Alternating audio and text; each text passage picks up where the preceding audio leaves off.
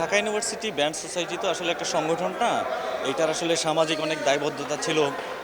স্টুডেন্টদের চা পাওয়ার সাথে বিভিন্ন সময়ে আমাদের বিভিন্ন দাবিতে একাত্মতা ছিল সবসময়, এবং এটা একটা কালচারাল মুভমেন্টও বলা চলে। তো সেই দাবি থেকে আজকে যেটা হচ্ছে যে সারা বিশ্বব্যাপী যে অস্থিরতা, যে যুদ্ধাবস্থা, সেই যুদ্ধাবস্থার বিরুদ্ধে এটা হচ্ছে আমাদের গানে গানে একটা প্রতিবাদ বলুন, অথবা এটা একদিকে যারা নিপীড়িত এবং মজলুম মানুষ তাদের জন্য আসলে এক এক ধরনের সংহতি প্রকাশ।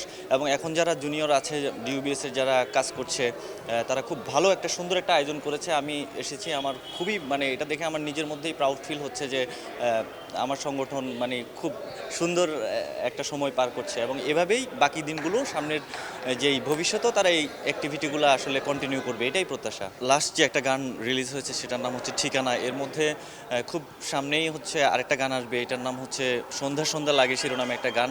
এছাড়া আমার ব্যান্ডের অ্যালবামেরও কাজ চলছে। তো আশা করি বেশ কিছু গান, এছাড়া আমি হচ্ছে নিজের মতো কমার্শিয়ালি বিভিন্ন নাটকের কাজগুলো তো করছি, এর পাশাপাশি আমার নিজের গানগুলো আসলে করছি। ব্যান্ডের নাম হচ্ছে অর্জন। তো এর মধ্যে অর্জনের দুটো গান রিলিজ হয়েছে, নির্হারা পাখি, মাঝরাতে জোছনা।